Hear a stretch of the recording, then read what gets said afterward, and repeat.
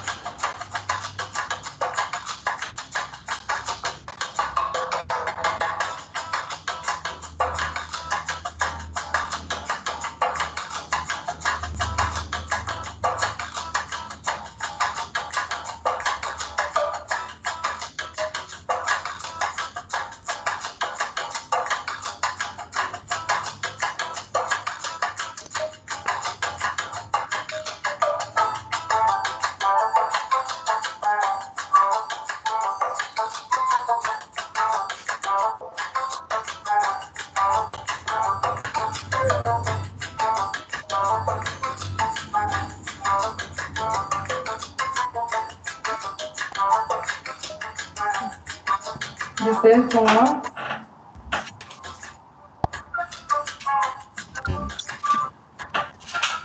Ni han llegado, ¿no?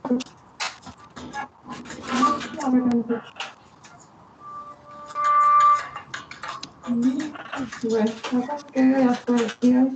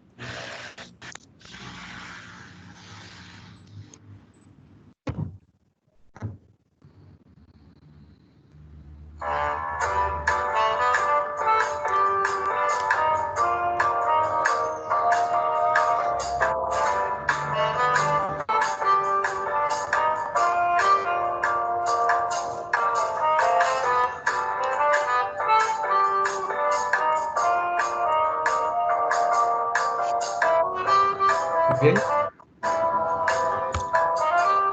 Regina. Adelante, Fernando. Muy bien.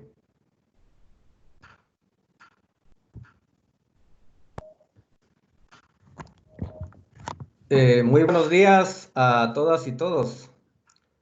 Para el proyecto Creando Oportunidades Económicas, en alianza con la firma Paredes Arabia y Asociados, es un gusto contar con su presencia el día de hoy. En este webinar denominado Al día con los impuestos y la fiscalización de la SAT. Es un tema que ha levantado muchas expectativas y muy importante, y eso ha motivado una muy buena participación para el día de hoy. Para iniciar, vamos a presentarles a nuestro líder del componente de movilización financiera del proyecto Creando Oportunidades Económicas, el doctor Arno Lauenthal, quien tiene unas palabras para dirigirles el día de hoy a ustedes. Adelante, Arno, por favor. Gracias, Fernando. Gracias a ustedes por acompañarnos también este día, como otros en nuestro trabajo y esfuerzo en el proyecto por contribuir al desarrollo de las pymes. Y fundamentalmente quisiera agradecer mucho a la firma Paredes Sarabia por su contribución y su voluntad para el día de hoy. Quisiera dejar tal vez 3 ideas en el ambiente. Normalmente este tema impositivo se maneja entre la esquizofrenia de lo urgente y lo necesario. En medio de estas circunstancias de la pandemia parece no ser urgente, pero siempre este tema es necesario. Pero lo que quisiera añadir es que a lo largo de la experiencia que tenemos del trabajo con las pymes, cada vez reconocemos más que el tema impositivo es un tema de valor, o sea, es un tema importante en las pymes y para el desarrollo de las pymes.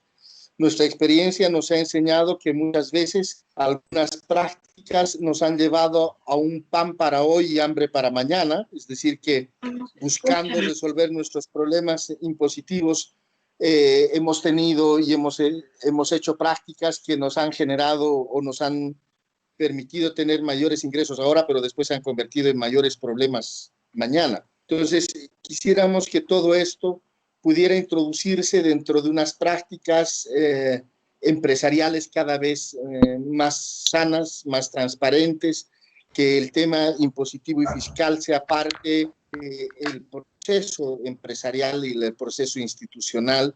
Entonces, estamos muy agradecidos nuevamente con la firma Paredes Sarabia, y estamos agradecidos también con ustedes por acompañarnos hoy y les invitamos a aprovechar al máximo esta oportunidad. Gracias, Arno. Bueno, seguidamente vamos a iniciar con esa exposición y bueno, ya sabemos que es un tema que está por demás decirlo, es de sumo interés para nuestras empresas, especialmente como menciona Arno en esta etapa de crisis y una apertura parcial en este marco, en el marco de esta pandemia.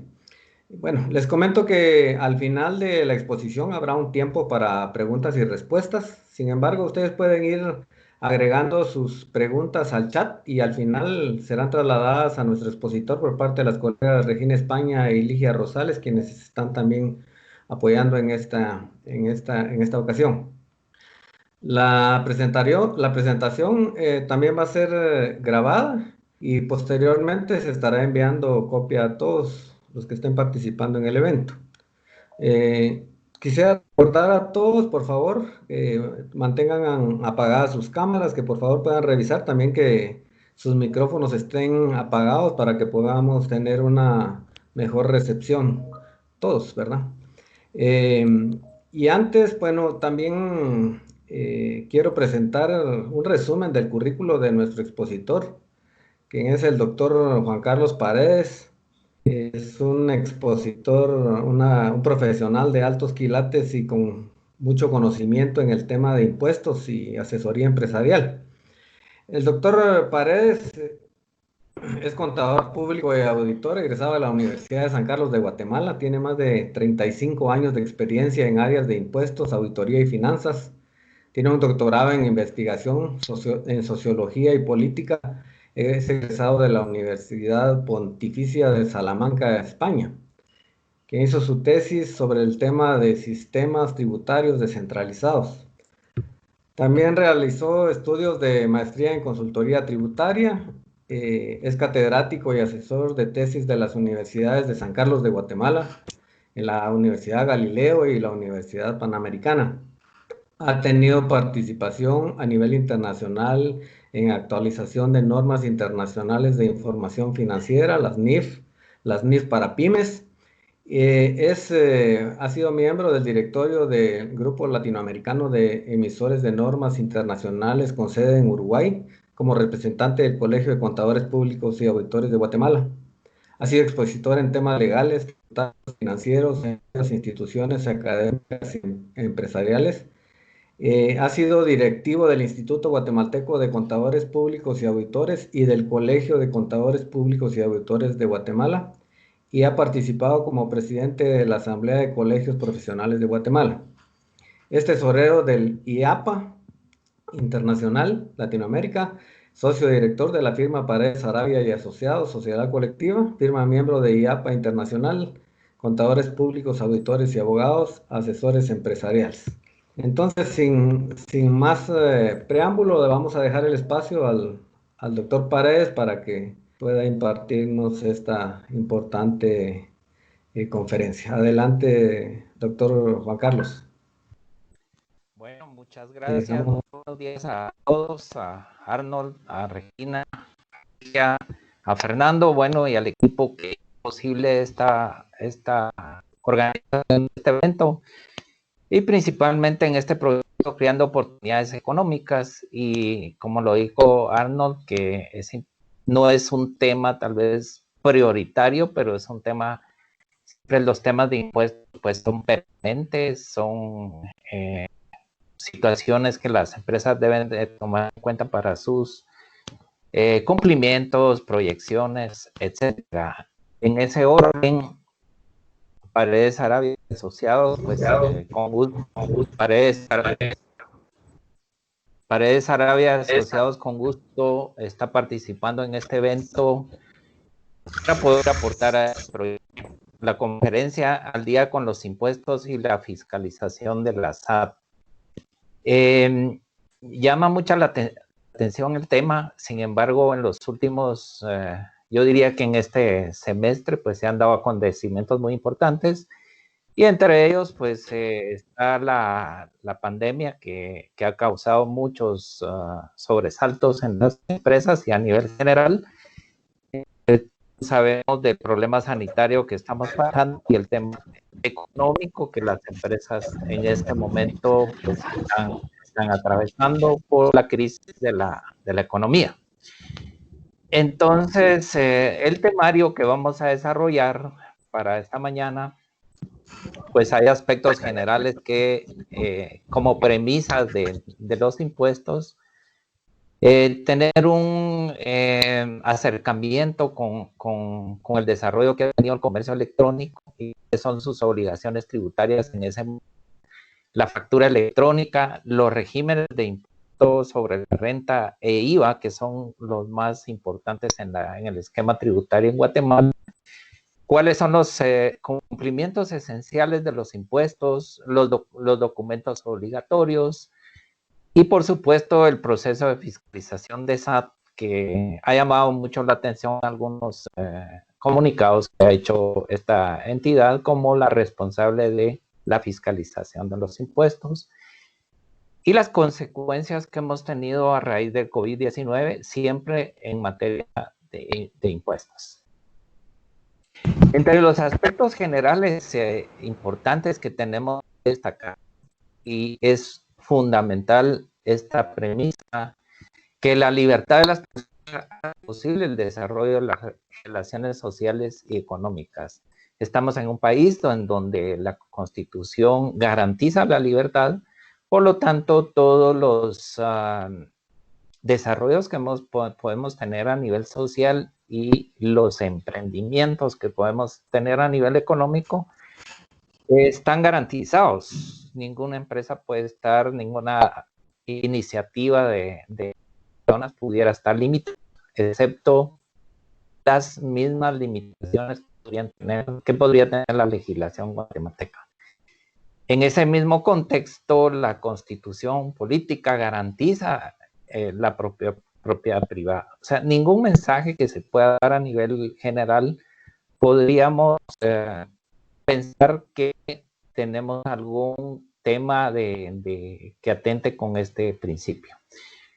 Luego tenemos el modelo económico de Guatemala, que se desarrolla en un de libertad de industria, comercio y trabajo, esto nos da el modelo económico que tenemos en Guatemala, en donde tenemos esa posibilidad de contribuir al país haciendo inversiones en estos en estas áreas tan importantes como la industria, el comercio, el trabajo. Está garantizado por parte de la Constitución. Luego los impuestos, en todo caso, tienen reserva de ley.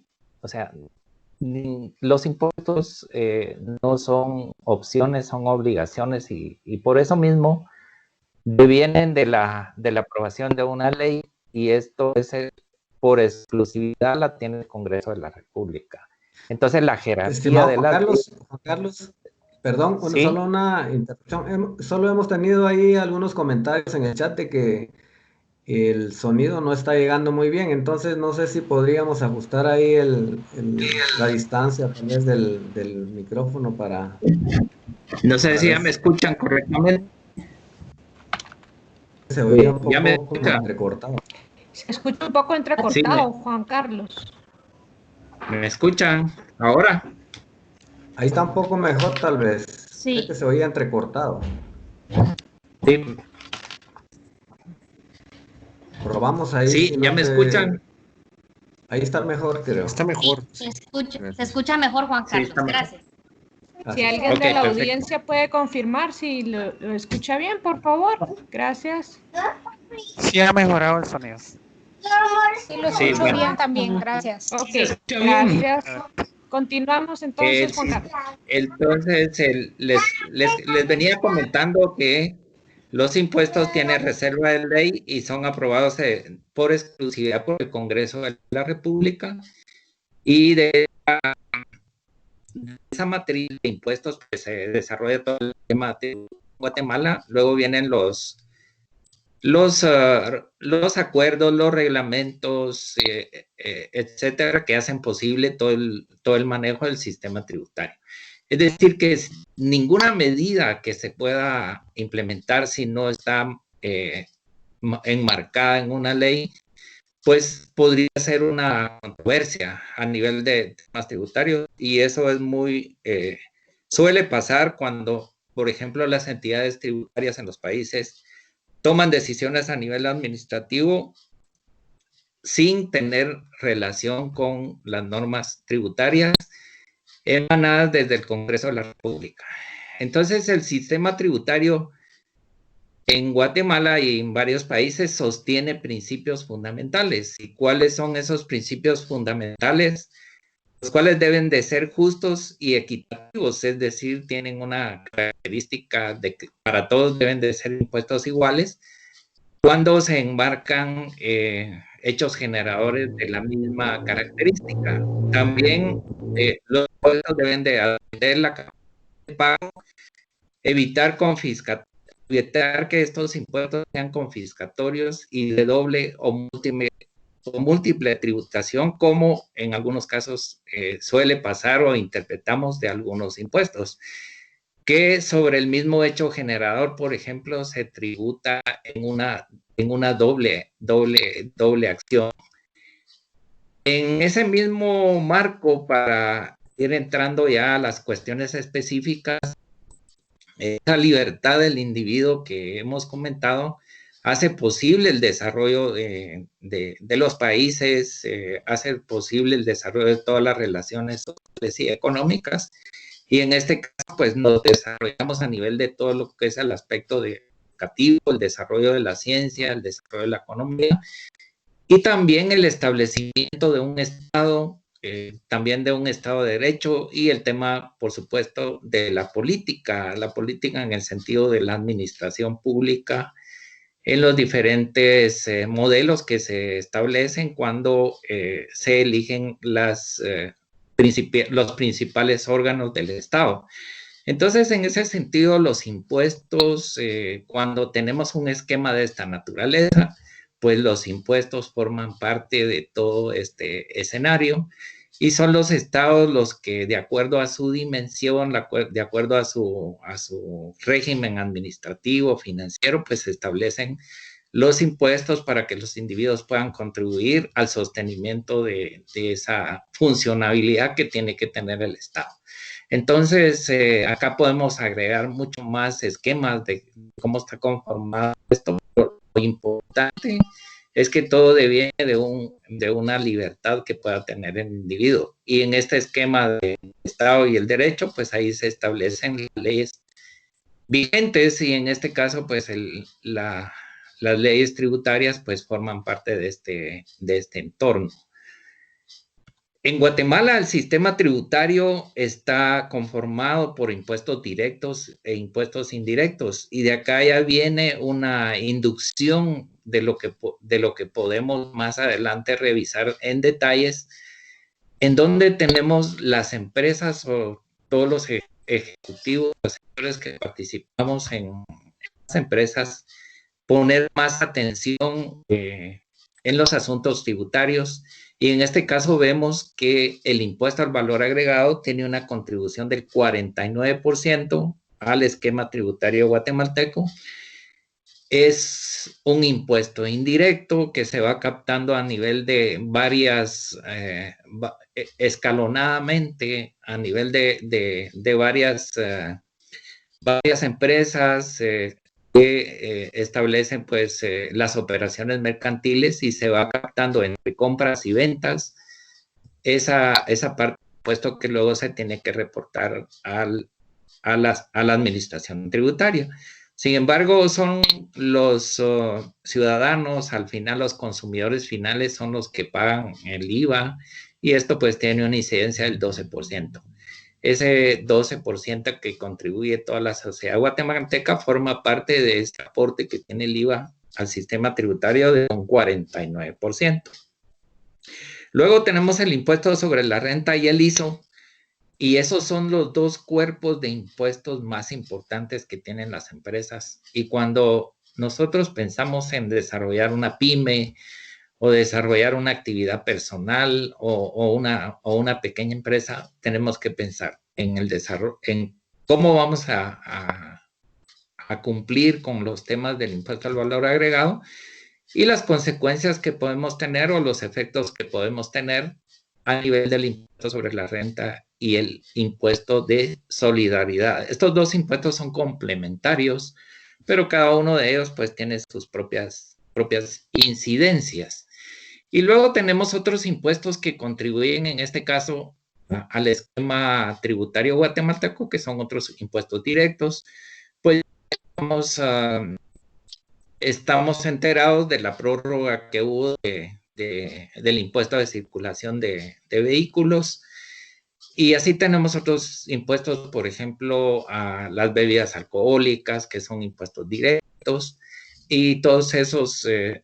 por ejemplo, el impuesto de distribución de consumo de combustibles que tiene una incidencia también como otro impuesto catalogado como un impuesto directo.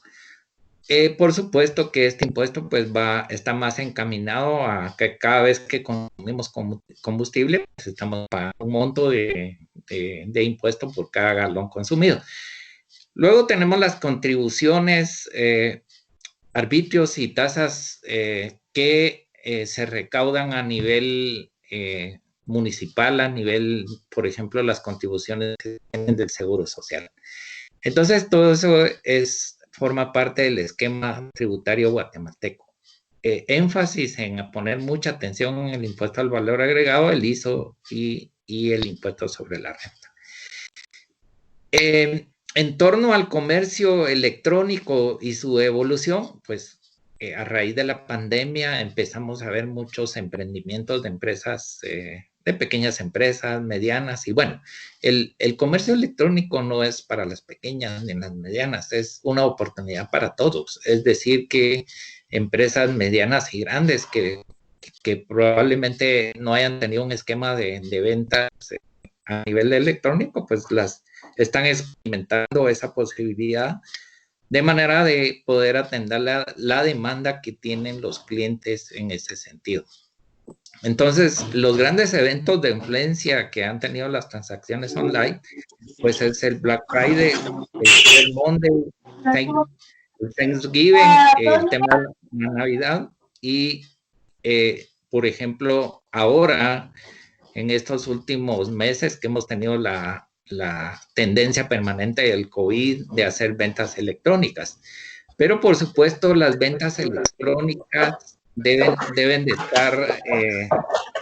estar reguladas y debemos de observar cómo participar en estas ventas electrónicas y qué cumplimientos y qué obligaciones deben de tener las empresas en ese sentido. El marco regulatorio de las empresas y cómo ha evolucionado, por ejemplo, el comercio electrónico en Guatemala, antes de la pandemia, según GRECOM, hay un avance de este tipo de actividades en un 20%, pero más empresas se han incorporado al tema del negocio electrónico y se seguirá a partir de ahora incorporando más empresas. Por ejemplo, en este caso se indicaba que entre 1.500 y 2.000 empresas se sumaron al comercio electrónico. En América Latina, según informaciones que se han podido recabar, pues estos son los países que han tenido un aumento importante en el tema del comercio electrónico, como el Brasil, México, Argentina, Chile y Colombia, que son los países líderes que han desarrollado el comercio electrónico. Hay algunos países de América Latina que han desarrollado legislaciones específicas para comercio electrónico. Esas legislaciones específicas están más orientadas, por ejemplo, a proteger al consumidor, pero indudablemente derivado de estas legislaciones, el tema mercantil y el tema fiscal que se pudiera regular, pues es un tema que está en las agendas de los gobiernos. La tecnología y el comercio electrónico están íntimamente ligados y esto pues todos lo sabemos, todos tenemos en las comunicaciones, hemos llamado y todos hemos visto cómo se ha desarrollado esta tendencia de la tecnología y se le ha llamado la cuarta revolución industrial, ¿sí? Porque han evolucionado muchos procesos, con mucha rapidez y pues se obtienen grandes beneficios en ese sentido. Entonces, eso es lo que hemos llamado la sociedad del Internet, que es una herramienta valiosísima que tenemos ahora para podernos comunicar, para poder hacer negocios, etc. Esa transformación de las comunicaciones, de los medios electrónicos, el Internet, las redes sociales y lo que comprende la sociedad de la información es lo que hace posible una agilización en todo sentido del comercio, por ejemplo, electrónico, o la interrelación que puedan tener las empresas, los individuos, el gobierno con los ciudadanos, etc. Entonces, estamos en un ambiente que cada vez va a crecer en hacer relaciones comerciales a nivel del comercio electrónico. Ya entrando un poco al tema específico de regulaciones en el comercio electrónico. En Guatemala no existe una regulación específica para comercio electrónico, pero sí estamos claros cuáles son las normas que deben de aplicar cuando empezamos a hacer actividades en esta área o bajo estas líneas de desarrollo que tenemos. Entonces, la legislación mercantil actual sí aplica al comercio electrónico. Es decir, podríamos, pensar el comercio electrónico es algo que vamos a entrar como una cuestión de modernidad, pero el Código de Comercio ya está vigente desde hace muchos años e incorpora de manera general el comercio de bienes y servicios. Entonces, si vamos a estar en un ambiente de comercio electrónico, pues vamos a vender bienes, vamos a prestar servicios, y ahí funciona la demanda y la oferta, los que necesitamos comprar y los que están ofertando este tipo de productos. Entonces, en ese escenario podemos encontrarnos con la calificación de quiénes somos comerciantes o quiénes son comerciantes, y podemos identificar a la empresa individual que va a aperturar un negocio, va a tener su patente de comercio y de esa manera va a iniciar formalmente las transacciones a nivel directo, a nivel de comercio electrónico, como se le presente la oportunidad. Luego tenemos otro esquema de organización mercantil que son las sociedades organizadas, y dentro de ellas pues conocemos a la más importante, que es la sociedad anónima, que es la más flexible, que es la más práctica. Ahora, con modificaciones que se tuvieron en el 2007 del Código de Comercio, pues con un capital pagado mínimo de 200 se puede organizar una sociedad anónima. La sociedad anónima ya sabemos que es pues por lo menos 2 personas tendrían que participar para organizar una empresa con estas características. Por supuesto que hay que llenar ciertos requisitos formales, como tener un pacto social o una escritura de constitución, hacer los registros correspondientes de patente de sociedad y de comercio. Este es un ambiente eminentemente mercantil en donde el comercio electrónico puede estar apegado a estas normas. No necesitamos tener una ley específica para poder operar las ventas online o las ventas en el comercio electrónico. El Código de Comercio califica a quienes no son comerciantes y no necesitan una patente. Esto es muy importante. Todos los profesionales que ejercen una profesión liberal y los artesanos y actividades agrícolas que están considerados como con esta categoría, siempre y cuando sean por ejemplo, de los artesanos sean los fabricantes y las actividades agrícolas, pues sean el desarrollo de las cosechas que se tengan y las ventas, pero las cataloga el Código de Comercio que no son en este caso comerciantes. Claro, por supuesto que si algún proyecto de artesano se constituye en una empresa mercantil, pues ya toma la característica que antes mencionamos como comerciantes, porque tiene esa peculiaridad o característica de comercializar ya en otro ambiente, en otra magnitud. Entonces, desde se inicia como el vínculo que podamos tener con los tributos. Bueno, somos una empresa mercantil, somos una sociedad anónima, ¿cuáles son los compromisos tributarios que tenemos en ese sentido?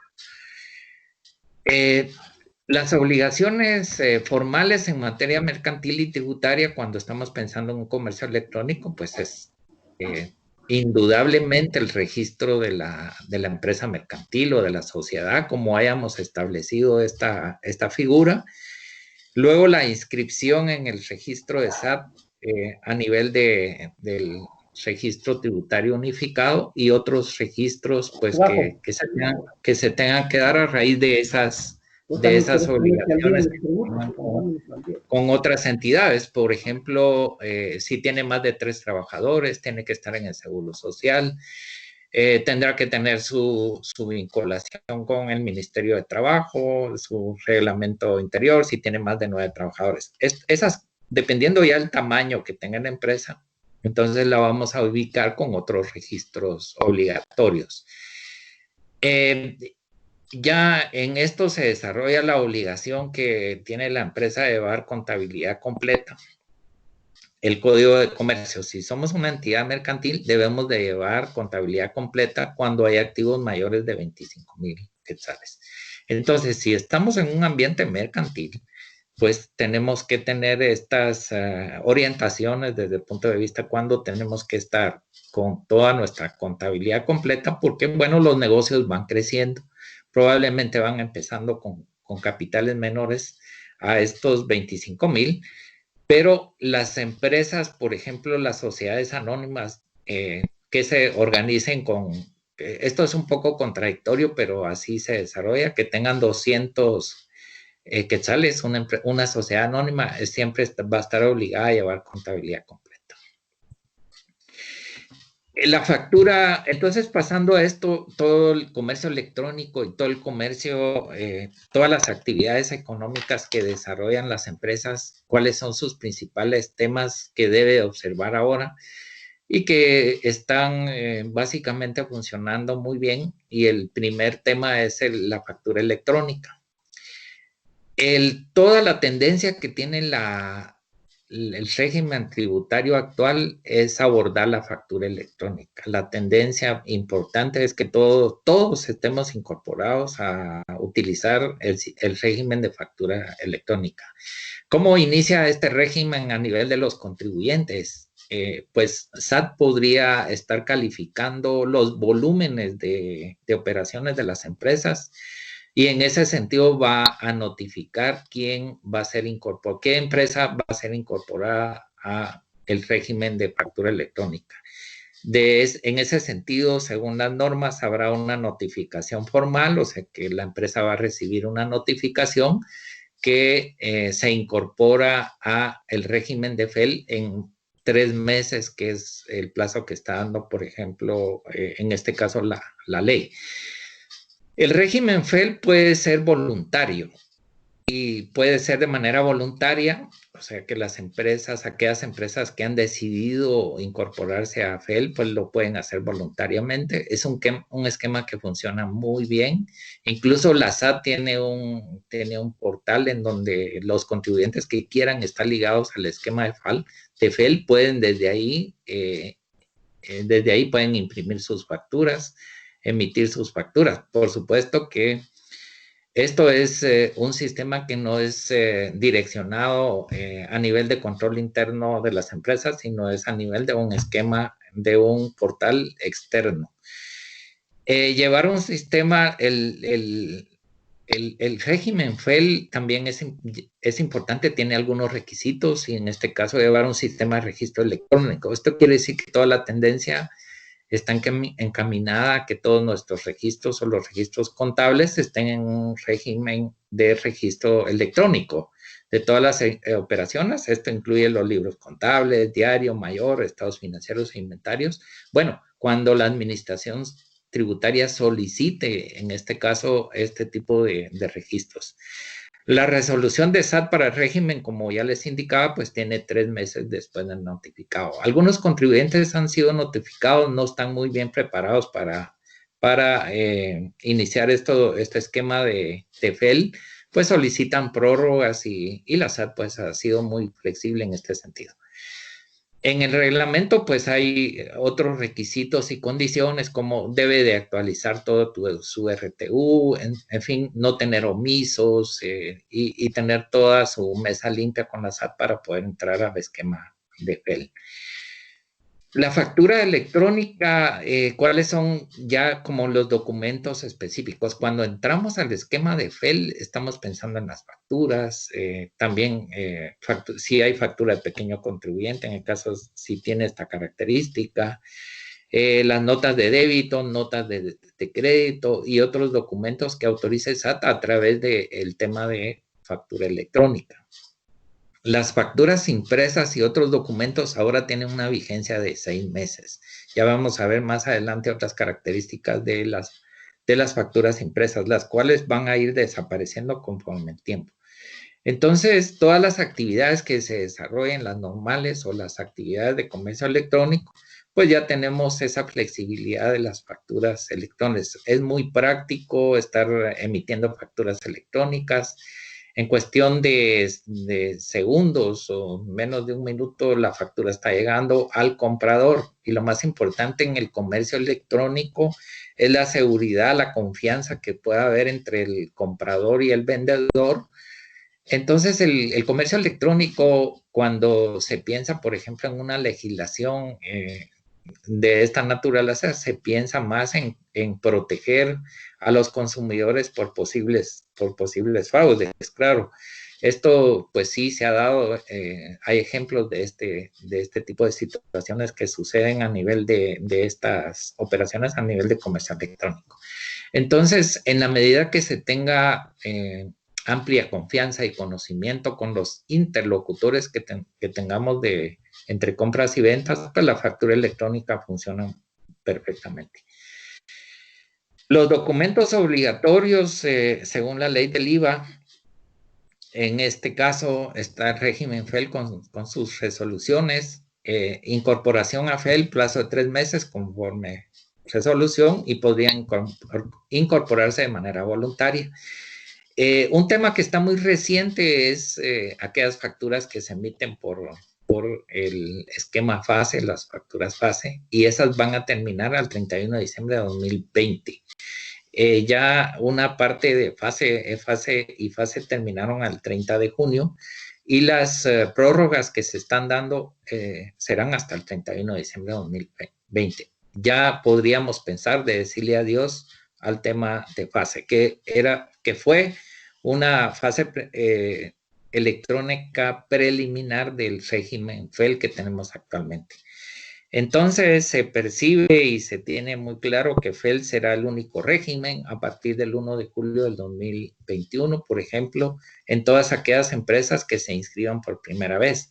La legislación ha dejado este plazo para el 2021, es decir, que cuando ya organicemos en esa fecha empresas nuevas, pues entrarán directamente con FEL. No hay opción de facturas impresas.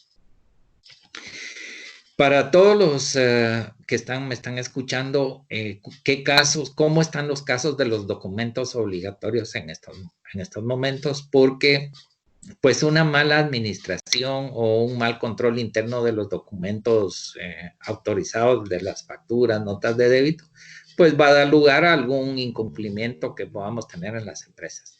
Entonces, caso número 1, los autorizados antes del Acuerdo 5-2013 y el 401-2013, resolución sin vencimiento, esto ya concluyó. O sea, ya no podemos encontrar antes de esa fecha, por ejemplo, de la emisión de estos decretos del 2013, de enero de 2013, esas resoluciones ya vencieron el 31 de diciembre de 2019. Si nos encontráramos con alguna factura con esa característica, esa factura no cumple con relación a la ley del IVA. Y eso puede ser objeto para no reconocimiento, por ejemplo, de crédito fiscal o no reconocimiento de deducción del impuesto sobre la renta. El otro caso son documentos con vencimiento. A partir del 5-2003, del 4 de enero, las facturas y todos los documentos que establece la ley del IVA se están aprobando por primera vez para 2 años, pero para 1 año y 2 años, pues las empresas que ya venían con documentos autorizados. Entonces, este caso, cuando estas facturas de enero 2000, de esa fecha para acá, esos documentos que tienen vencimiento de 1 año y 2 años, pues van a ir venciendo, y conforme a su vencimiento, a partir de noviembre de 2019, que se estableció esta legislación, en 2020, en el 21 vamos a ir teniendo esa situación, que las facturas que tienen 2 años van a ir venciendo. Las facturas de 1 año, por supuesto, esas facturas ya prácticamente están venciendo. Entonces, los contribuyentes, si están por facturas impresas, pues solo van a tener una autorización de 6 meses. Esas autorizaciones de 6 meses, cuando son volúmenes importantes, pues hay que tomar en cuenta que las empresas no se queden sin esas facturas para poder seguir realizando sus operaciones. Luego, el caso 3, las autorizaciones fuera del régimen FEL, a partir del 11 se estarán autorizando para 6 meses. Esto tiene relación con el caso 2. El caso 4, facturas preimpresas para casos especiales, pues eso continúa, que son eventos especiales que se aprueban ciertas facturas. Luego, máquinas y cajas registradoras, pues esto sigue con un régimen normal para aquellas entidades que aplican este tipo de documentos para poder facturar. Eso es en cuanto a comercio electrónico y la relación con la factura electrónica, que es lo que está pues operando muy intensamente en esta época. Pasamos a desarrollar los regímenes de impuestos que las empresas deben de observar cuando se organizan o bien cuando están en marcha, qué características tienen sus regímenes, si los pueden cambiar o no. Entonces, ¿cómo y cuándo seleccionar la mejor opción? Y esto tiene que ver con alguna economía impositiva. Si se hacen los análisis adecuados sin caer en ningún tema de intención de perjudicar al fisco, por el contrario, pues estar dentro del esquema legal correspondiente. El impuesto sobre la renta es el régimen que tiene sus características y hay que visualizarlo de esa forma porque es un impuesto directo. Entonces, las actividades mercantiles están grabadas y las rentas de actividades lucrativas se desarrollan de la siguiente manera. El régimen sobre las utilidades de actividades lucrativas, el contribuyente tiene dos opciones. Irse por el 25%, que es sobre las utilidades netas, sobre una renta imponible, pero en esa figura tiene la obligación de hacer pagos trimestrales. Y acá ya tenemos la primera opción de poder elegir entre, estando en el régimen del 25%, que es el régimen que más opera a nivel del impuesto sobre la renta, seleccionar qué tipo de cierre trimestral es el que va a desarrollar la empresa. El primero es el cierre parcial con renta imponible. Esa renta imponible, después de deducir de los ingresos los gastos deducibles, pues se llega a determinar ese impuesto en donde se aplica el 25%. Y están los cierres trimestrales con pago del 8% sobre las rentas totales con aplicación del 25%.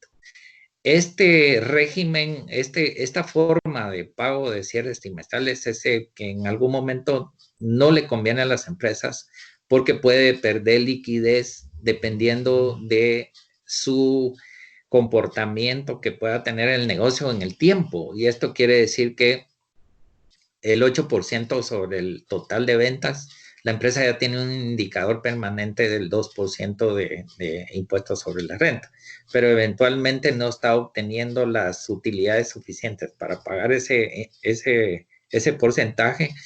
Entonces, es una situación en donde la empresa tiene que tomar la decisión si se cambia a régimen del cierre parcial con renta imponible.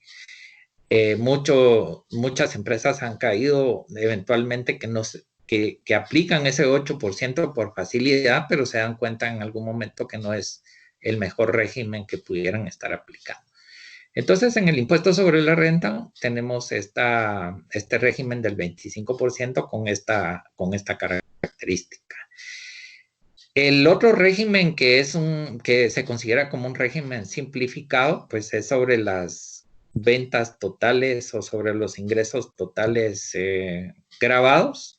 Y en este caso, pues se aplica de 0 a 30,000 el 5% y el exceso de 30,000 un 7%. Este régimen, en comparación con el anterior, es un régimen que se puede seleccionar siempre y cuando los márgenes de ganancia de la empresa están más allá del 28%.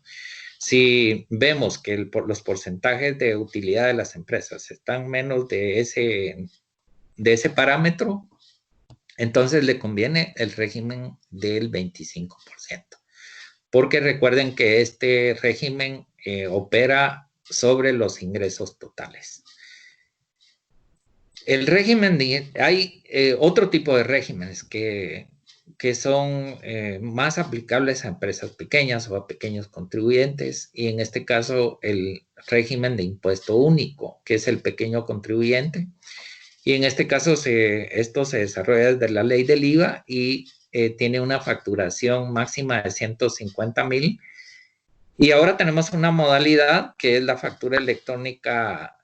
Si aplica la factura electrónica a partir de marzo del 2020, pues tiene un 4%, o sea, se reduce del 5 al 4%. Y para los que se mantengan en factura impresa, pues es el 5%. Para actualizar al pequeño contribuyente es importante que hay que actualizarlo ante la SAT para poder tener esta opción del 4%. El tema de pequeño contribuyente de máximo de 150,000 es importante para actividades no mercantiles, o sea, servicios que en todo caso, pues los costos no sean tan impactantes para que este monto de impuesto pues pueda ser lo más beneficioso para los pequeños contribuyentes.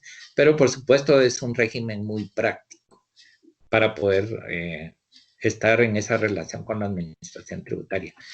Y hay otro régimen que es también muy reciente, el último decreto que se estableció en el 7/2019, y es el régimen especial para el contribuyente agropecuario, que hasta 3 millones pues tiene un pago del 5%, y si se pasa a la factura electrónica va a tener el 4%.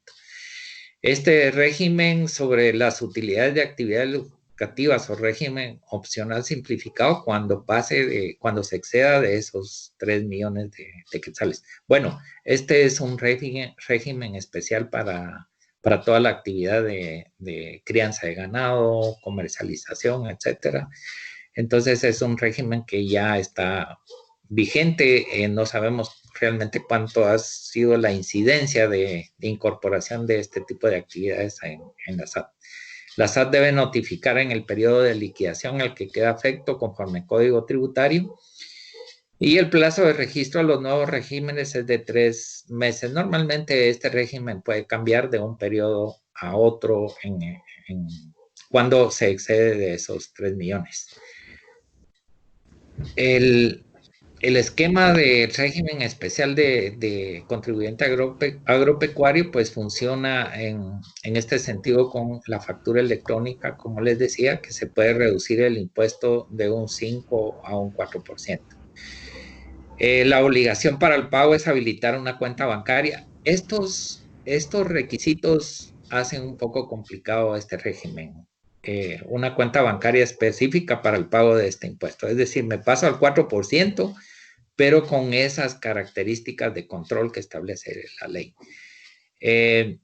Se asume que la SAT ya va a tener un control más estricto sobre este tipo de contribuyentes con estas medidas. Por eso pienso que muchos contribuyentes están pensando si lo hacen o no. De no haber fondos suficientes, debe pagar en el mes siguiente con la tarifa del 5%.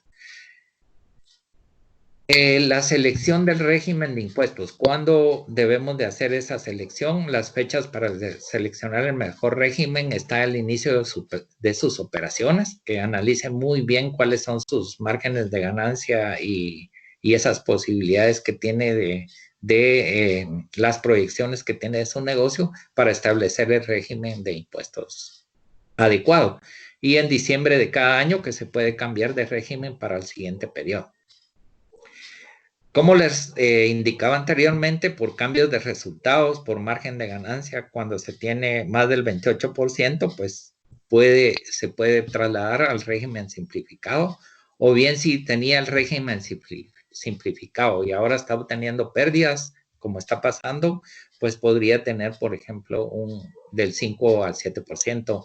Pero ese régimen, por ejemplo, todo el año 2019 lo tiene que mantener y en diciembre se tendría que cambiar.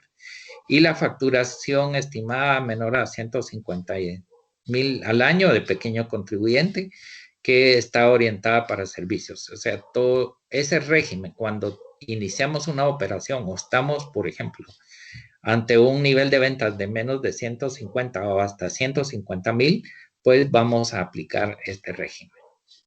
Las tasas de impuesto en el valor agregado, pues estamos muy claros en el conocimiento que opera este régimen, pues el 12% para compras y ventas en general, como el régimen normal. En el tema de venta y permuta de vehículos, pues se tiene una tabla específica para vehículos del año, el año anterior, el año siguiente, pues el 12%. También tener el conocimiento de venta de bienes inmuebles que opera en la primera venta con el 12% del IVA y en las siguientes ventas con el 3% del timbre. Estas son regímenes o tarifas que se establecen en el impuesto al valor agregado y que se remite al timbre cuando es una segunda y tercera venta. Y el pequeño contribuyente que se ha quedado entre 5 y 4%. ¿Cuáles son las obligaciones formales y sustanciales que tenemos los contribuyentes y que hay que observar? Pues fundamentalmente es la inscripción y actualización. Constantemente hay que estar actualizando toda la información con la SAT.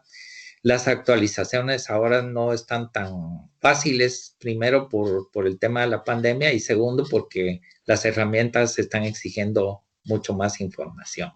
Pero bueno, será la administración tributaria que de manera analice todos esas situaciones que se están dando, que los contribuyentes han tenido problemas con actualización de su RTU.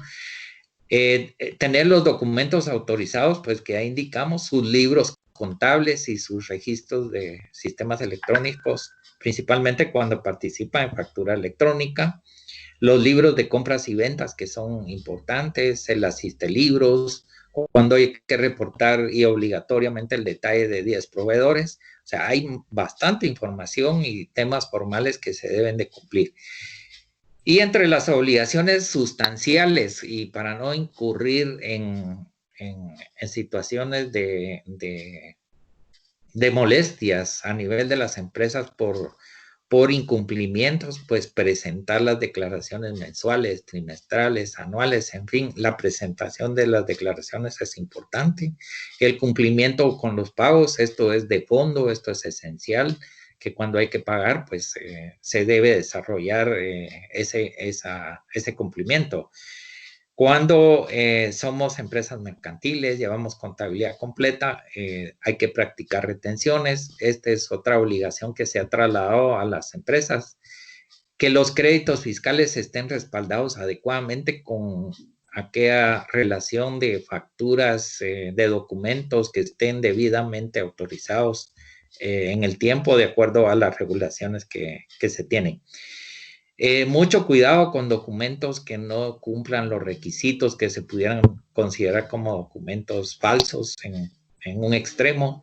En las exportaciones e importaciones, llenar todos los requisitos legales correspondientes. Y en el tema de bancarización, cuando los pagos pues tengan un monto más allá de 30,000 en adelante, pues se deben de bancarizar. Si no hay bancarización, se corre el riesgo, por ejemplo, de no reconocimiento del crédito fiscal, no reconocimiento de gasto deducible. Bueno, hay muchos ajustes que se han detectado por parte de la administración tributaria en ese sentido. Las empresas, por lo tanto, tienen que tener esta base en su agenda de cómo está, por ejemplo, ese control interno de sus obligaciones internas. Y aquí les dejamos un cuadro de todas las obligaciones electrónicas que las empresas tienen, de manera cómo funciona el régimen simplificado, el régimen de actividades lucrativas, el plazo de presentación. En ese sentido, las declaraciones trimestrales, mensuales, cuándo hay que reportar las ganancias de capital. Bueno, es prácticamente una guía de los cumplimientos que se tienen que tener. Y si ustedes ven toda la tendencia que tiene ya ese manejo inteligente o manejo electrónico, todo es a través de una interacción electrónica. Ya declaraciones manuales prácticamente o en papel ya han desaparecido de los esquemas. Luego otras obligaciones formales que se tienen en este caso, las presentaciones en el caso de los empleados, pues tener todo ese régimen muy bien controlado. Las facturas, consignar régimen de retención o sujetos a pagos trimestrales, esa característica es importante. Cuando hay cambios de régimen, dar aviso, como en este caso en diciembre. Los cambios, si hay un cambio de sistema de evaluación de inventarios, pues hay que solicitarlo con tiempo. Y esto también hay que hacerlo en el mes de diciembre, para que cualquier cambio pues empiece a operar en el mes siguiente. Los documentos obligatorios y algo muy importante, si el IVA es el impuesto que en el esquema tributario tiene la participación del 49% al 50%, pues es el impuesto que hay que ponerle mucha atención. Por lo tanto, el régimen FEL está constituido por este tipo de documentos, factura electrónica, y también pues todavía queda el tema de las facturas impresas. Documentar el crédito y débito pues representa tener estos documentos debidamente autorizados. Y con eso pues le damos viabilidad que todas las operaciones van a estar debidamente soportadas con la información que se requiere de este tipo de documentos. Por ejemplo, que las facturas estén a nombre del contribuyente, si son facturas especiales, pues que tenga su DPI, que estén registradas en el libro de ventas y compras y en los de contabilidad. Esto a veces se deja pendiente, hay veces que la administración tributaria hace fiscalización y los libros de ventas y compras nunca se operaron. Y pues es mucho más crítico que también los libros de contabilidad no estén al día. Entonces las observaciones en este sentido son muy esenciales para documentar los créditos y los débitos. Que se describa la compra del bien y el servicio. A veces vemos que las facturas dice compra de bienes o servicios varios, ¿no? Deben de estar debidamente descritas. En el caso de los bienes no debería de haber ninguna duda. En el caso de los servicios debe de describir qué tipo de servicios, las fechas, el periodo. Entonces, para que esto pueda tener un soporte en el reclamo del crédito, principalmente el crédito fiscal. Ahora, ¿cuál es el tema que las empresas deben de atender en estos tiempos? Es la fiscalización de SAT. Aunque todo el tiempo la SAT, una de sus principales funciones es, por supuesto, la fiscalización. Adicional, previo a la fiscalización, tenemos la recaudación, pero la fiscalización de la SAT pues es para todos aquellos contribuyentes que en algunos casos tengan problemas con omisos o con situaciones fiscales que son como muy evidentes. Entonces, el esquema de autoridades de la SAT está en este caso: el directorio, el Tribunal Administrativo Aduanero, el superintendente y los intendentes. Entonces, pero donde emanan las políticas y las estrategias de tributación, pues se desarrollan desde el directorio. El Tribunal Administrativo y Aduanero es que pues él revisa todos los recursos que actualmente pues se están ventilando a nivel de la fiscalización, y pues el superintendente que tiene toda la carga de la administración y el desarrollo de la institución, pues en todo lo que corresponde a las metas que debe de lograr en cada año fiscal. Y los intendentes, que realmente son los que ya están ligados con los contribuyentes. ¿En dónde podemos concentrar el desarrollo de la fiscalización? Principalmente en los temas diarios de recaudación. Recaudación pues desarrolla un gran trabajo en los procesos para el pago de los impuestos, para atender a los contribuyentes, y debe tener una visión de la facilidad para el pago de los impuestos. En esta época pues hay muchas complicaciones, principalmente por los problemas que tienen las empresas en la recaudación, y llegan los avisos de recaudación. Mire, usted tiene un aviso, tiene estas inconsistencias, etcétera. Y la Intendencia de Fiscalización sí va directa a desarrollar programas de auditoría, determinar ajustes tributarios si es que los hubiese, y desarrollar los procedimientos administrativos que en este caso se vayan planteando. Luego, aduanas, que es la recaudación en materia exterior, pues que también en este caso revisa si se están cumpliendo con todos los temas de importaciones a la hora de estar haciendo las liquidaciones, y pues si hay ajustes, pues actúa en ese momento. Y luego la Intendencia de Jurídico, que para todos pues es importante esta intendencia, que lleva todos los procesos judiciales de las SAT a nivel de los contribuyentes. Y asesora todos los procesos pues en materia jurídica.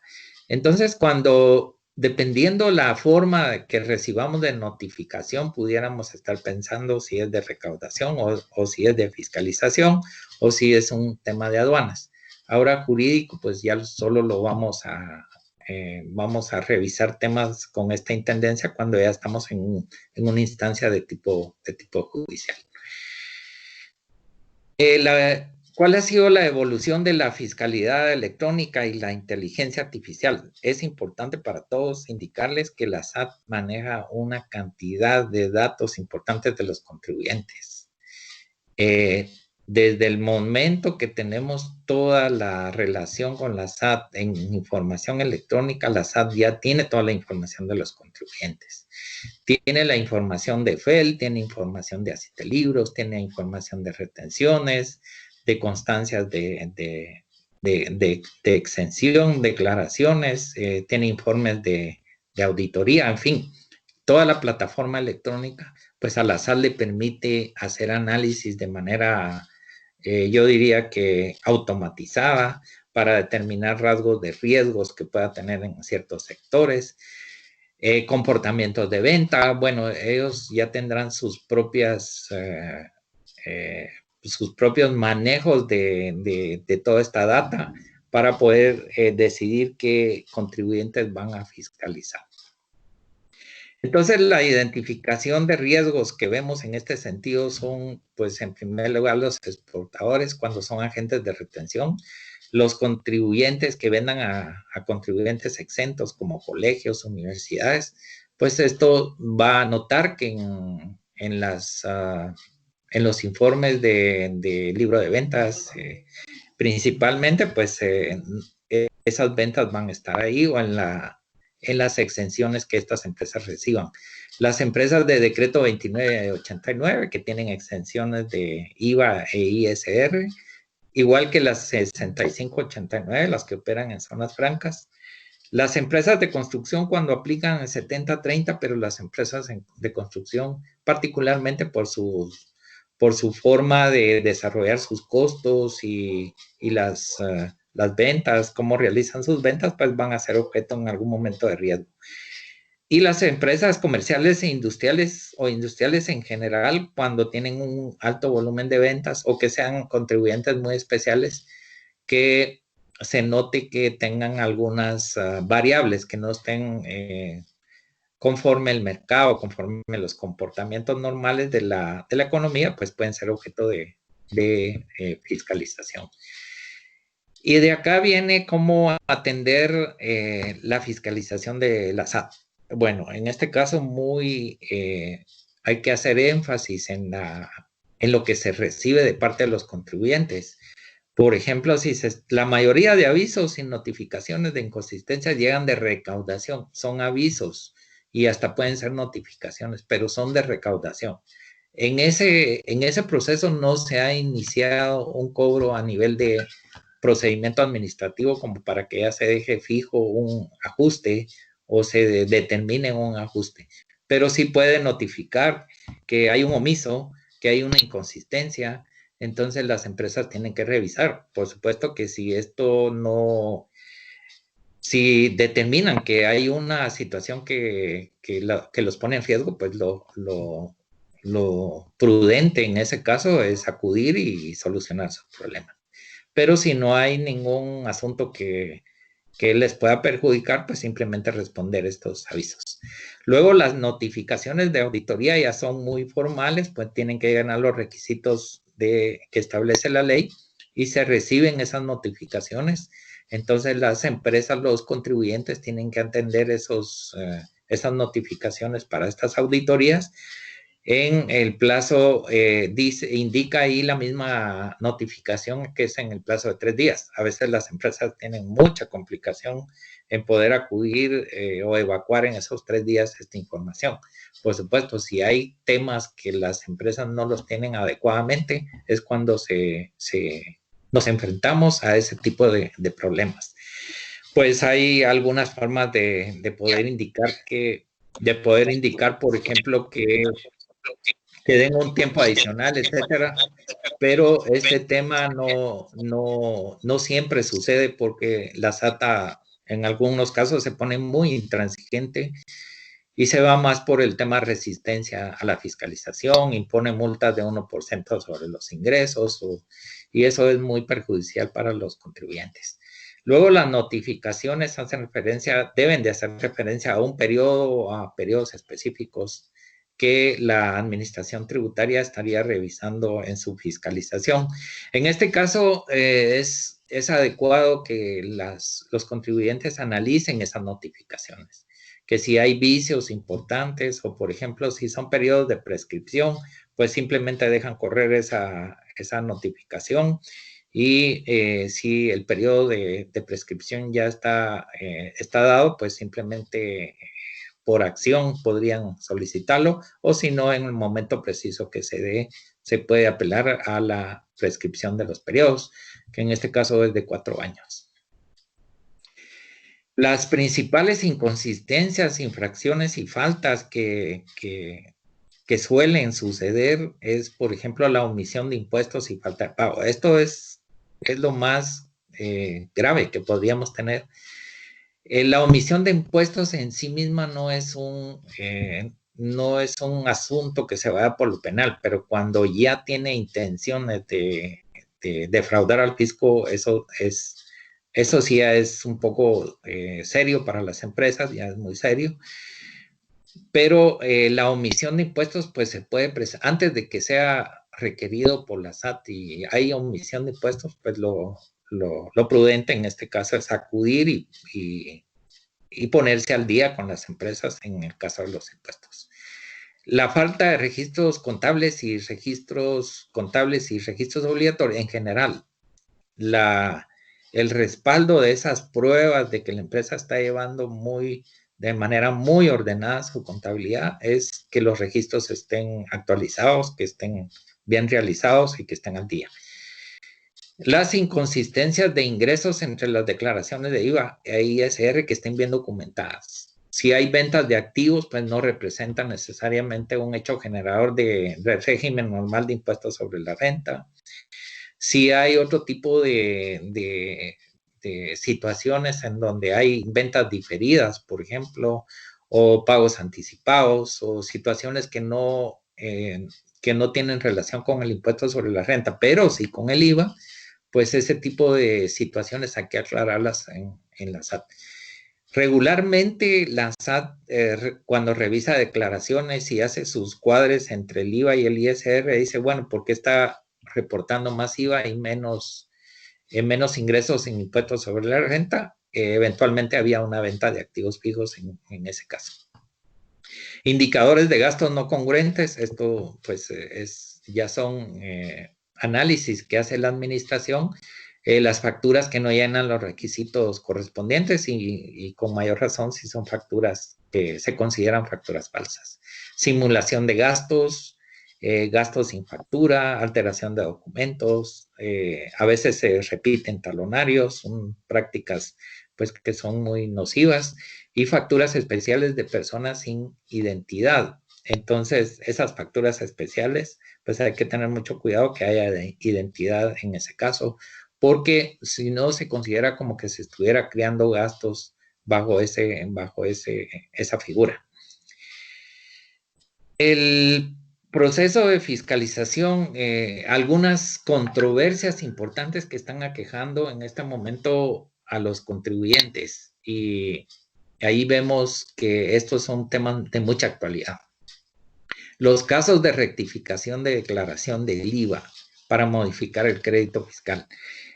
A raíz de una de un criterio de la administración tributaria de hace más o menos 2 años, pues no se está permitiendo que los contribuyentes rectifiquen el crédito fiscal. Esto ha causado bastantes problemas para aquellas empresas que no estaban al día, que dejaron su contabilidad un poco abandonada, que cayeron en omisiones y ahora recurren como a modificar sus declaraciones y no les permite reportar ese crédito fiscal. Si ese crédito fiscal está sustentado debidamente y la empresa acude a la SAT antes de que sea notificado, puede rectificar o puede presentar esas declaraciones, debería de presentar esas declaraciones y la SAT debería de permitir esas rectificaciones. Sin embargo, se le ha puesto un obstáculo al formulario del IVA, o sea, prácticamente se limita, si ya el contribuyente pasó de los 2 meses y ya no tiene chance de poder modificar ese crédito fiscal. Cuando eso sucede, entonces ya viene un problema bastante complicado para las empresas porque tienen que pagar todo el IVA que haya generado por sus ventas y la SAT de manera arbitraria está impidiendo hacer esas declaraciones. Ese es un problema que seguirá en discusión jurídica, en algún momento se tendrá que resolver, porque los contribuyentes sí tienen derecho a ese crédito fiscal, si pagaron ese crédito fiscal, si tienen sus facturas y está debidamente registrado contablemente, entonces se puede tener un proceso probatorio de que ese IVA es un derecho del contribuyente, por lo tanto la SAT no le debería delimitar a poderlo reportar en el mes que corresponde. Otro tema que ha estado pues en los últimos días es el del ISO cuando se paga después de la fecha. Hoy por hoy tenemos esa ventaja de que el ISO del segundo trimestre pues se puede pagar hasta el mes de septiembre. Pero la administración tributaria también ha tomado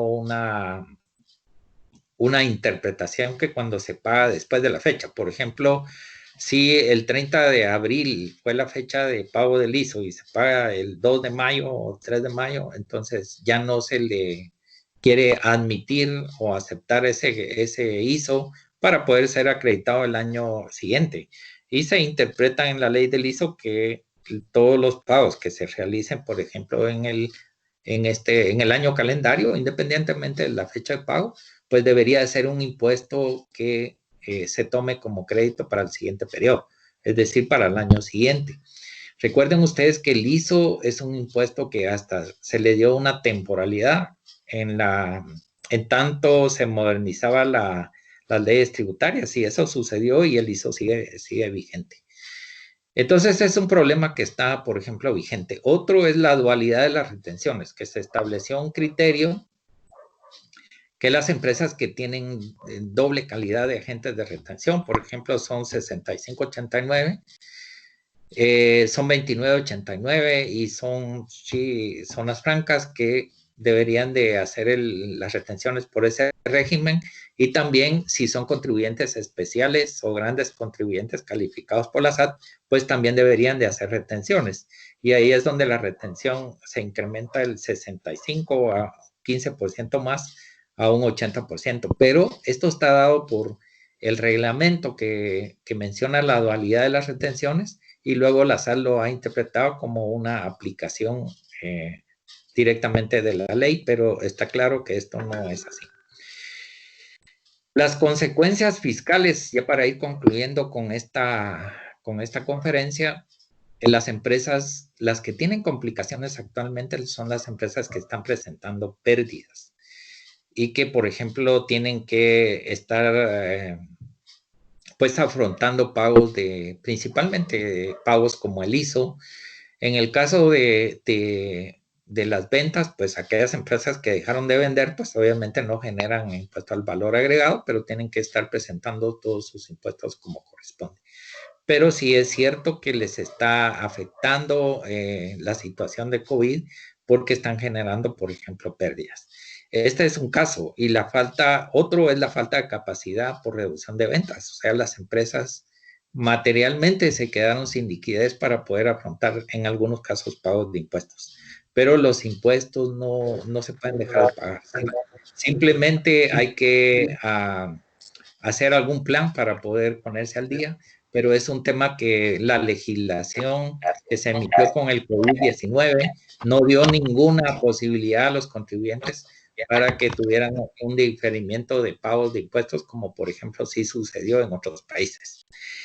Y el diferimiento de ISO para el segundo trimestre que ya mencionaba, el cual se estará pagando en septiembre del 2020. Es necesario que si hay algunas deudas o por la falta de capacidad de pago que han tenido las empresas, pues se puede recurrir a convenios de pago, pues solicitar a la SAT. La SAT ha enviado mensajes, pues que se pueden firmar estos convenios y esto es lo más conveniente. Los convenios con la SAT no son como la figura más económica. Esto es importante porque se aplica un 13% de recargo por intereses en el caso de los convenios. Y también las empresas, hemos observado en las empresas esas limitantes que se han tenido con el confinamiento, que todos los procesos contables han tenido ciertas limitaciones. Pero esto es lo que está sucediendo, son las consecuencias que tenemos del COVID. Por lo tanto, las empresas se tendrán que reorganizar para poder, actualizar y poner al día todos sus temas fiscales y que no tengan después consecuencias. Con esto termino, pues en esta época de crisis, y es en las crisis donde nace la inventiva, los descubrimientos y las grandes estrategias. Como decía Albert Einstein, dejo con ustedes este mensaje y podríamos entrar a las preguntas si es que han enviado algunas preguntas. Muchas gracias. Muchas gracias, Juan Carlos. Efectivamente, tenemos algunas consultas de parte de los participantes. Empezamos con la consulta de Noemí, que indica que ella usa facturas impresas y vencen el 19 de marzo del 2021. Y la fecha de resolución es 19/03/2019. Quisiera saber si ella aún está en ley. Sí, está aprobada el 19 en las mismas facturas puede encontrar la fecha de vencimiento. Entonces, si la fecha de vencimiento es 2 años, pues ahí encontrará la solución y cuando llegue a esa fecha, pues tendrá que aprobar nuevas facturas y que van a ser facturas por 6 meses. Pero en la resolución está la fecha de vencimiento, como ella misma lo indica. Ok, perfecto. Luego tenemos la consulta de Byron, quien indica, según el acuerdo gubernativo 222-2019 del Ministerio de Finanzas, en el artículo 13 indica que los documentos bajo el régimen FACE sin plazo de vigencia quedan sin vigencia a partir del 1 de julio del 2020. ¿Podría explicar un poco más sobre este tema, por favor? Sí, esto la misma ley, cuando se tenía ese tipo de documentos autorizados, pues todas las empresas que estaban en ese régimen sabían que iban a llegar a esa fecha con este tipo de documentos, pues sí, tendrían que trasladarse por ejemplo, a FEL o pedir una prórroga para la emisión de estas facturas. La SAT estuvo admitiendo algunas prórrogas, pero al final la última resolución de SAT es que todo este tema de FACE va a llegar hasta el 31 de diciembre del 2020. Entonces, este régimen ahí concluye toda su existencia. Pero aquellas empresas que emitieron sus prórrogas correspondientes, pues no tienen ningún inconveniente en seguir operando con ese hasta el 31 de diciembre del 2020. Ok, excelente. Gracias, Juan Carlos. La siguiente pregunta la realiza Julio, quien indica que tiene una persona, un pequeño contribuyente, que importa juguetes y utensilios para bebés, que los trae por medio de un courier consolidado. Al momento de entregarle la mercancía, el courier no le entrega ningún documento contable, solo le realiza el cobro y le entrega su mercancía. Esta persona actualmente vende en línea y eventualmente factura. ¿Qué problemas podría tener ante el fisco? Pues no cuenta con ningún respaldo de lo que importa. Sí, bueno, en este caso tiene tiene complicaciones porque debe de tener una relación con su consolidador y que el consolidador, dos formas de hacerlo, el consolidador le factura, o sea, desconsolida y le factura, porque el consolidador va a asumir esa, por ejemplo, esa determinación de impuestos en esas importaciones y le debe de facturar, o que directamente la factura le llegue, por ejemplo, al importador, que en este caso es él, esta persona o este contribuyente, y que luego le traslade la parte correspondiente de los impuestos de comercio exterior o DAI, en este caso el IVA, para que pueda documentar, pero sí tiene que tener esos esquemas de cómo soportar esas importaciones. Entonces sí tiene que platicar con su consolidador en este sentido.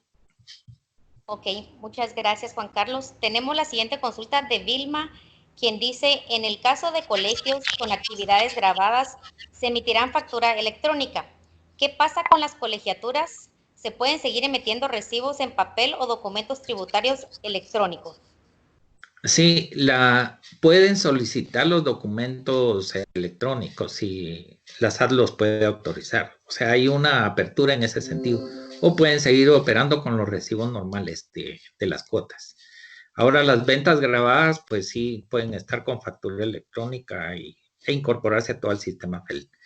La otra área que tienen los colegios, pues de actividades exentas, pues desde la Constitución los colegios están exentos.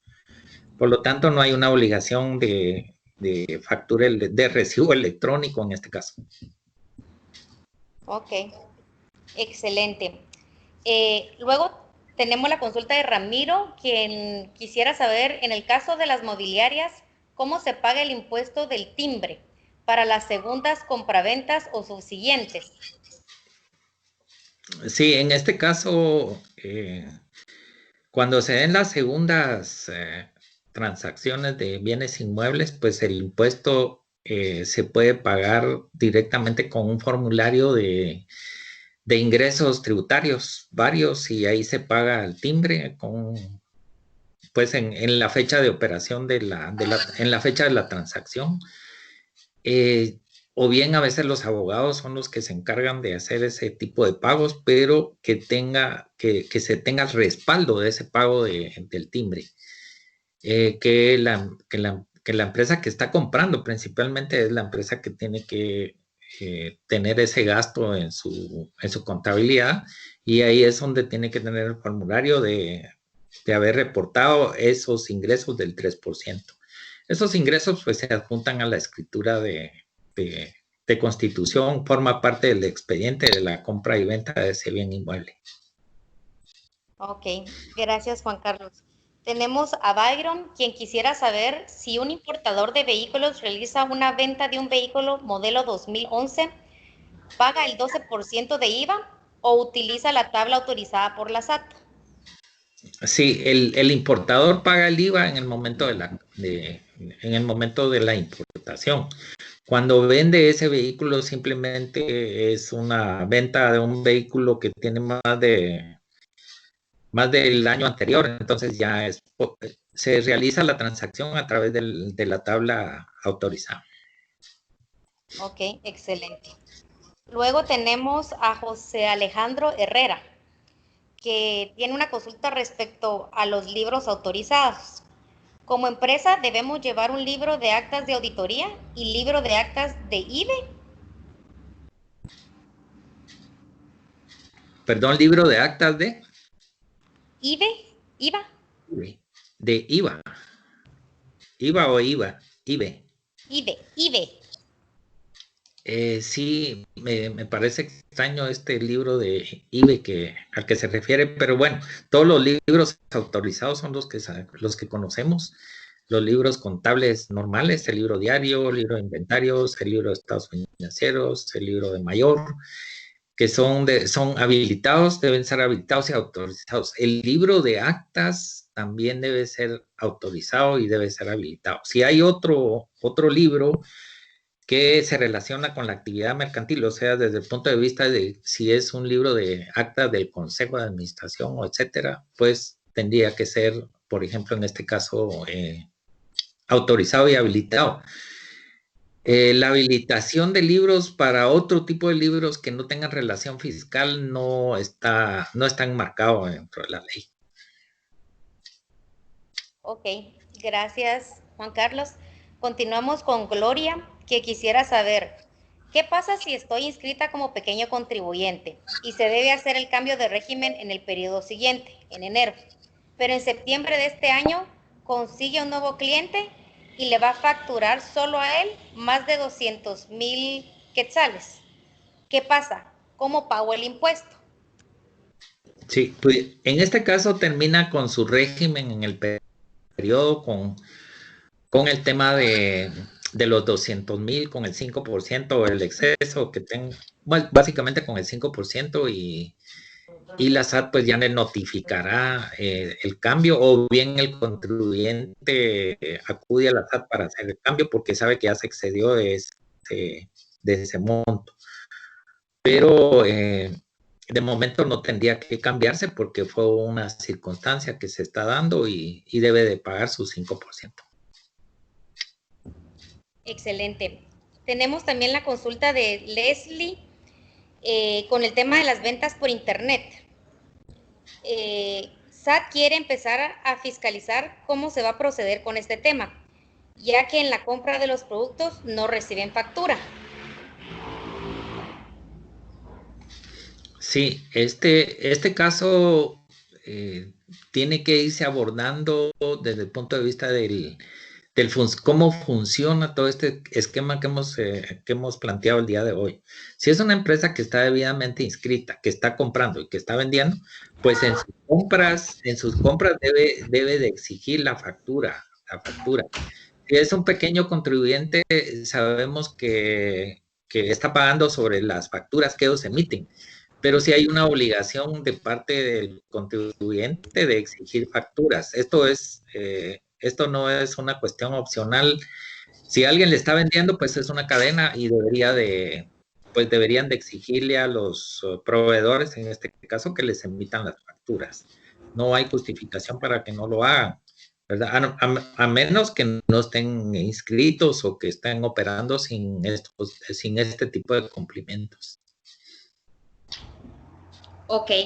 Luego tenemos a la consulta de Teresa, que dice que venció el 28 de marzo la elección de una nueva representante legal y que entonces realizaron la gestión para una nueva, pero con todo el tema de la pandemia, el registro de personas no agilizó el trámite y lo entregaron ahora en junio. Y por mala suerte la representante legal salió enferma con COVID y hasta la otra semana estará en la oficina. El tema es que ella no tiene ninguna agencia virtual. La estaríamos realizando la inscripción y actualización de la organización hasta la otra semana. Ella quisiera saber si todo esto pues va a conllevarles una multa fija o si no necesariamente, cómo podrían ellos proceder. Sí, cuando se da este tipo de casos y se está sucediendo, pues hay que acudir a la SAT, plantear el caso, presentar alguna solicitud de lo que está sucediendo, pero sí está claro que si no se inscribe el contribuyente en el tiempo, pues la SAT puede fijar una multa de 1,000 quetzales con una rebaja del 85%. Entonces la diferencia pues se tendría que pagar. En este caso, si pasan los 30 días, pues 850 quetzales. Estamos hablando de 150 quetzales de multa. Esto es lo que le podría pasar al contribuyente. Lo más importante en temas de representación legal es que este documento es muy valioso para que la empresa pueda operar en contratos, etcétera. Pero si no está inscrito, pues solo tiene la contingencia en el caso de la SAT de esta multa. Así que hay que acudir a la SAT en la medida de lo posible y plantear el caso con pruebas, etcétera, para que la SAT pues eventualmente deje de imponerle esta sanción. Ok, muchas gracias, Juan Carlos. Tenemos unas preguntas adicionales. Tenemos a Josué, quien quisiera saber si dentro del marco legal tributario, ¿qué le conviene más? ¿Incrementar su gasto en operación de sueldos de nómina gerencial para reducir el ISR? ¿Y hasta qué monto o porcentaje puede usar esta cuenta como egreso? ¿O pagar utilidades cada 5 meses pagando el 5% sobre repartición de utilidades? Ante los dos escenarios, ¿cuál es más conveniente para la empresa como estrategia fiscal? Quisiera saber su opinión. Bueno, en el tema de pagos de gerencia, pues si estos sueldos, si estos gastos son, por ejemplo, están íntimamente relacionados a generar rentas, pues son deducibles. Pues la estrategia, hay que recordar que el impuesto sobre la renta establece un límite cuando son accionistas y son parte del consejo de administración, y principalmente si son del grupo familiar, pues hasta un 10% permite de las ventas. Esto es una limitante que hay que observarla, y no es que se pueda, por ejemplo, reportar un gasto indiscriminadamente, sino que hay que ver esta limitante. Si los sueldos y salarios están bien respaldados, reportados al ICS, hay una sustancia en este caso, pues puede irse por esta opción. Y si se trata de socios que tienen ciertas limitantes, pues el pago de dividendos pues es la otra opción. Pero cualquier estrategia de tipo tributario que esté dentro del marco legal es muy importante, y ver las limitantes que tiene en este caso el impuesto sobre la renta. Ok. Luego tenemos la consulta de Lionel, que indica: trimestralmente la SAT requiere estados financieros, integraciones y explicaciones de variaciones que cualquier experto puede determinar que los ingresos del IVA no serán los mismos que el ISR, porque en estos se incluyen ingresos que no tienen facturas, como son los intereses en cuentas de ahorro. Se explican y continúan con dichos avisos. ¿Qué hacer para evitar que sigan mandando estos avisos? ¿Y qué pasa si no respondo? ¿Se puede interpretar como resistencia a la acción fiscalizadora? No, en este caso son avisos administrativos, y ya lo comentábamos en la exposición, que esto es la Intendencia de Fiscalización. Ahí aún en esa relación, en ese contexto, no hay riesgos desde el punto de vista de fijar multas o sanciones, sino cuando ya hay una determinación de impuestos y hay ajustes porque hay fiscalización y que sea debidamente notificado.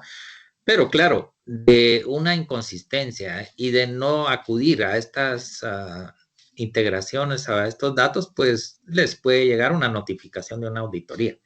Por eso las empresas prefieren, o los contribuyentes toman la decisión de reportar esas integraciones. Esto ha sido desde hace unos años, un par de años, pues que se está dando este tipo de revisiones desde la inteligencia artificial y todo el tema de automatización que tiene de datos la SAT, y entonces ve que hay inconsistencias en gastos.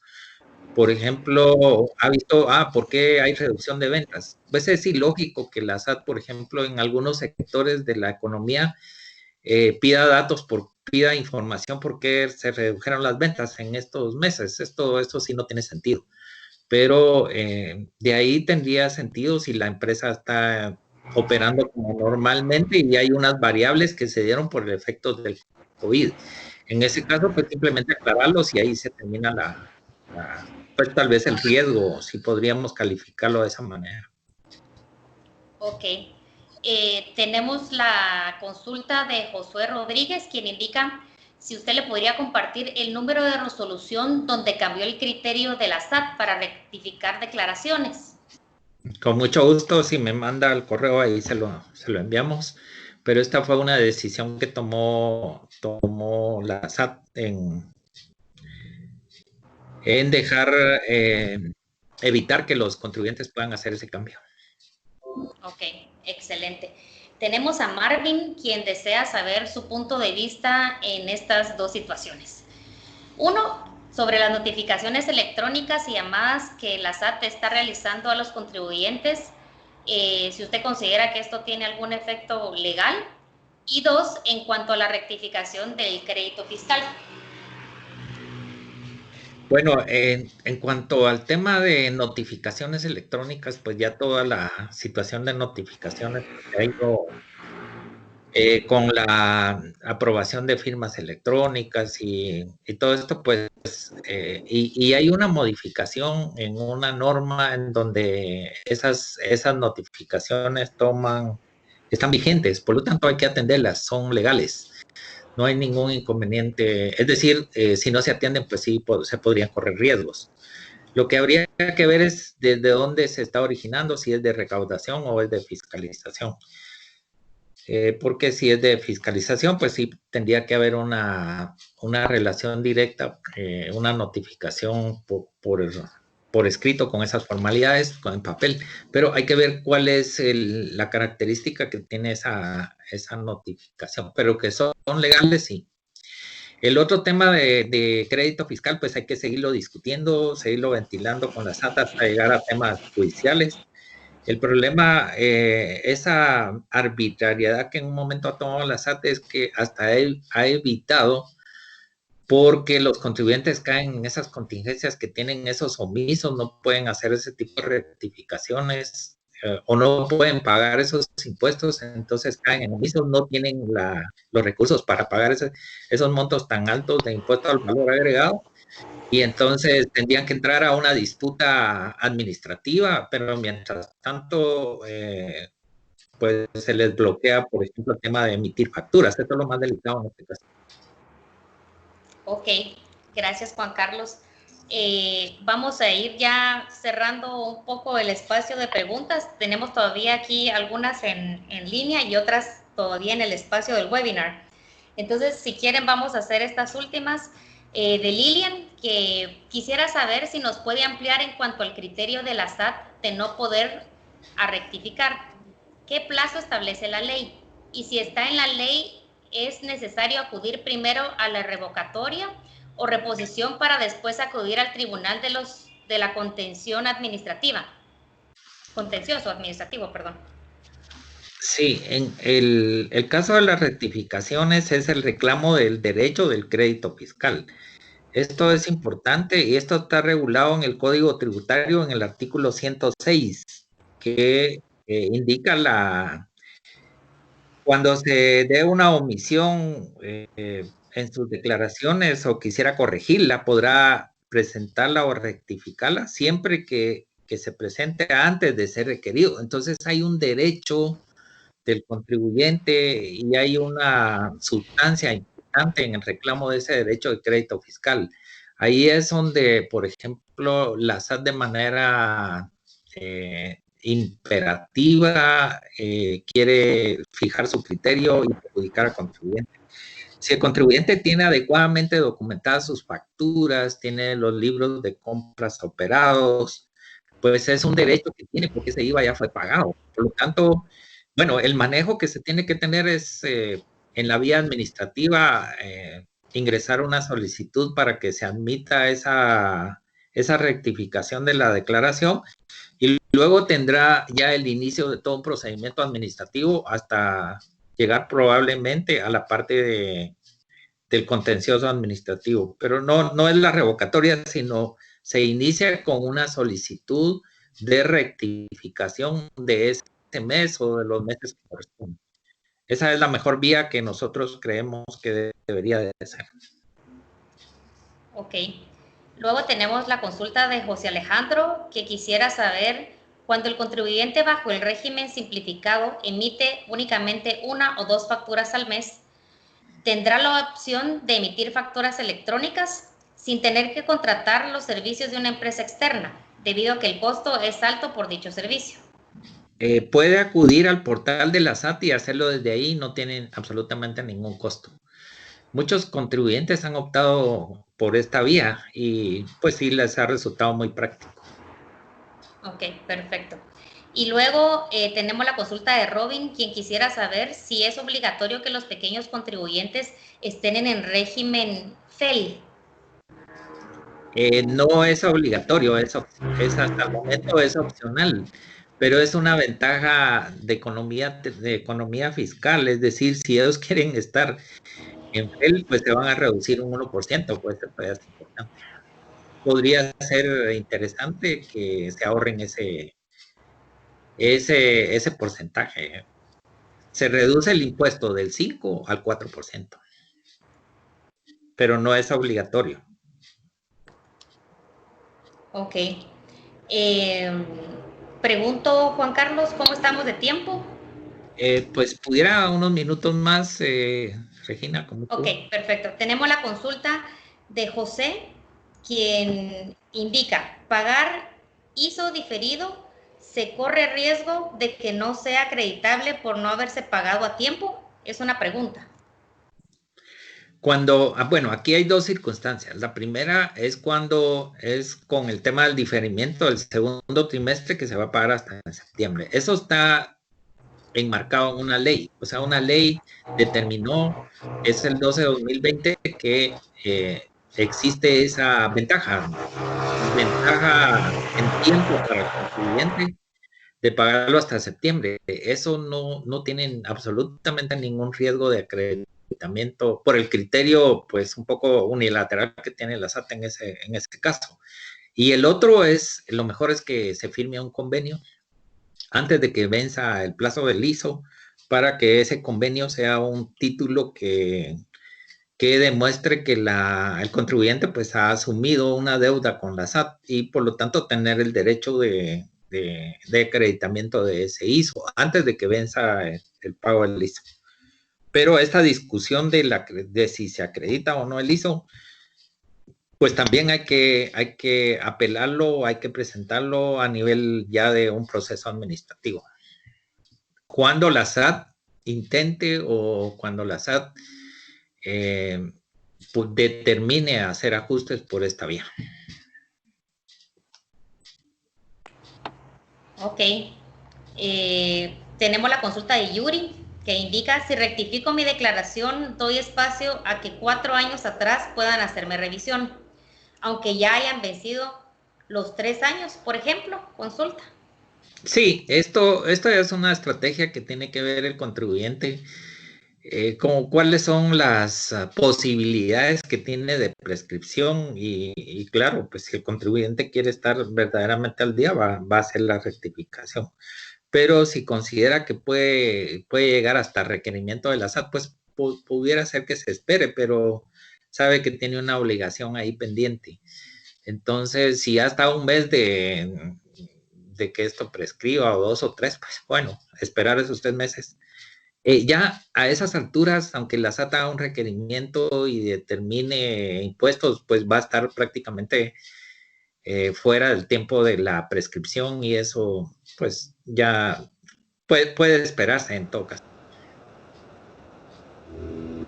Ok, y la otra pregunta que tengo aquí es de Madeline, quien consulta, ¿para la acreditación de ISO únicamente se podrá utilizar lo que se pagó en ese año?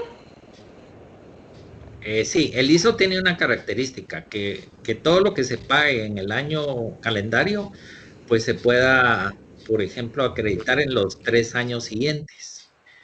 Entonces, los pagos que se hicieron en enero, en el mes de abril, ahora en el mes de septiembre, en el mes de octubre, se pueden acreditar en el 2021 en las primeras declaraciones que se presenten. La primera que se presenta es del 31 de marzo, o sea, el año 2021, y ahí se puede acreditar el impuesto sobre el ISO que se pague en este año.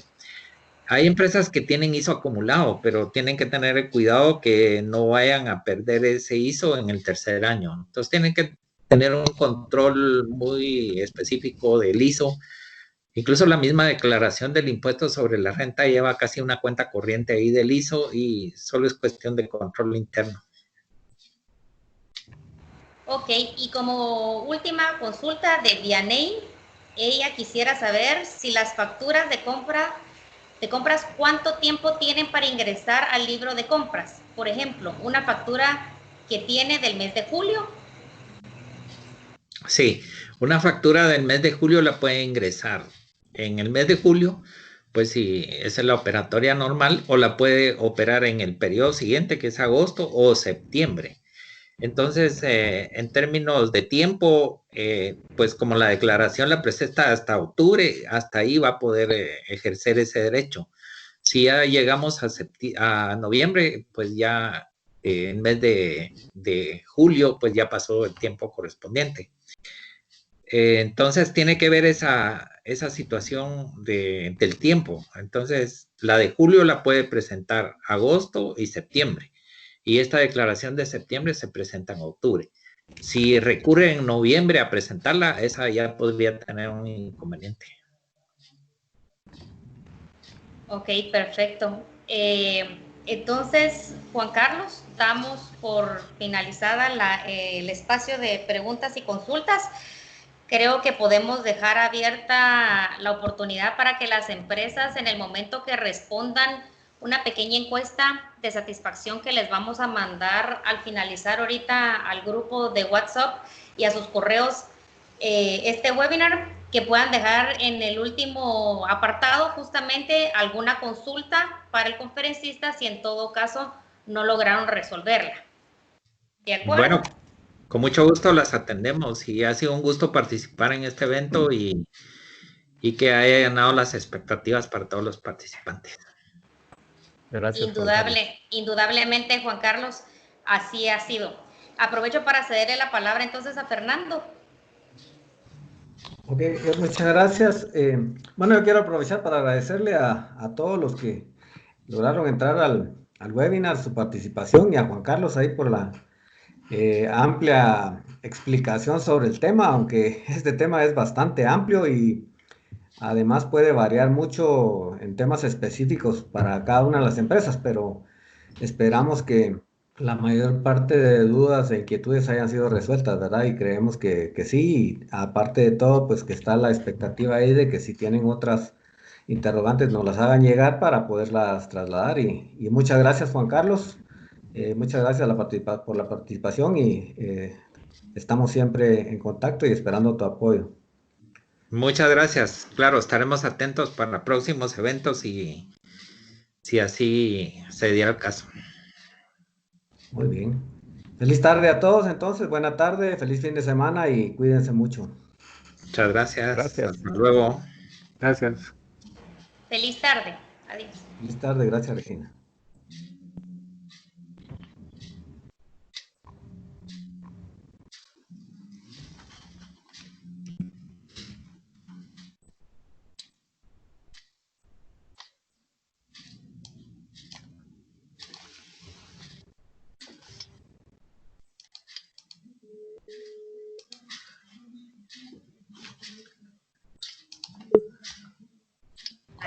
¿Cómo estuvo? Ah, qué bueno.